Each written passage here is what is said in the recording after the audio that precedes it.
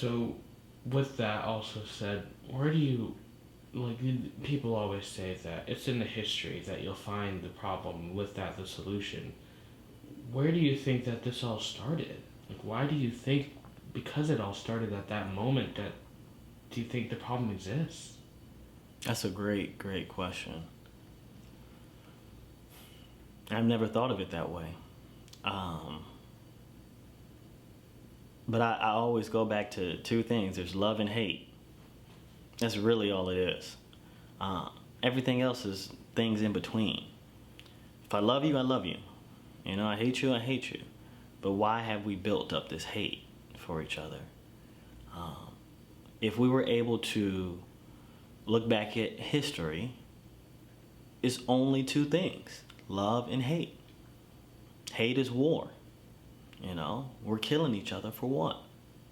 You know, and if we were able to embrace a love for ourselves that allowed us to love each other, we can make the world a better place. And so, great question. I really think about looking back in history, and I think it's those two things: love and hate. Wow, wow. Mm-hmm. So, with love and hate and keeping that in mind, what do you think it takes to solve these problems, to solve these issues today, Yeah. now? It's a you versus you. Um, I think individuals need to look within themselves and find out who they are, because when you're fighting at the air and you're angry, he who angers you conquers you. And don't get me wrong, we should be upset, we should be frustrated, but begin to channel that into something positive. How do you take a negative situation and turn it into something positive? And so that's going to take individuals looking at the situations of oppression, looking at these marginalized communities that they may be in, or, you know, looking at our privilege, and beginning to say, who am I? And what is my purpose? And if you understand your purpose, that means, what have I been given as a gift? What is my talent? And how can I use my gift and talent to serve others?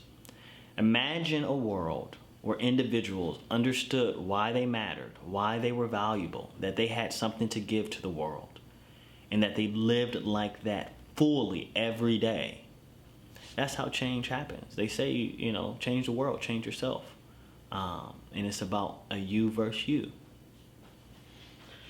So, for the people watching this, for the teachers, and for especially the high school students that this is directed to, what things can they themselves do to cultivate this type of environment where they feel free to tell their own story and they feel free to be able to make that change? Yeah.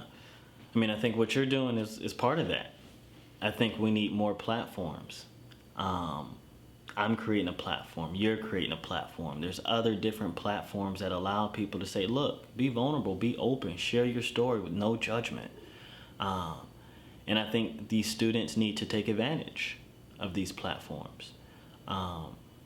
It's going to be this generation that uses technology to really capitalize on how we all connect with each other in a positive way.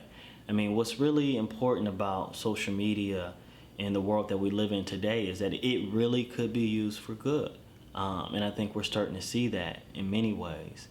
And thinking nationally, thinking globally, think about how we can connect with each other and how all of these stories can now be told. I mean, it used to be that the status quo, you only could see stories through the media of on the newspapers or, you know, on the TV, and this is what you watch and this is the standards that you had to live by. But now all of these voiceless communities have platforms where they can share their story, and that begins to amplify. And the more we build up on those stories and acknowledge these communities that have been invisible for so long, the more we recognize the power that we all have together, celebrating our differences, celebrating how we are unique, and celebrating how through that we can still live together and coexist in a world that is built on love, not hate.